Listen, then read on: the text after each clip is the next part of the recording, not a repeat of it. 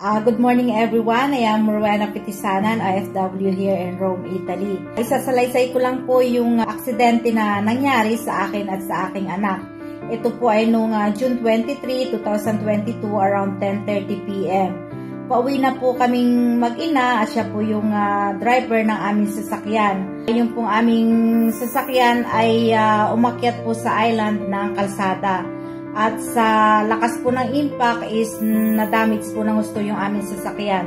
Kami naman po mag-ina ay mabilis na kinuha ng ambulance at dinala sa pinakamalapit na hospital. Awa po ng Diyos is wala naman po mga fractured kundi may mga kaunting pasa po. So ang sabi po ng doktor, we need to rest for 10 days sa bahay. Then after, check up po uli ang gagawin sa amin. So ako po ay nagpapasalamat at ako at ang aking buong pamilya is still po covered.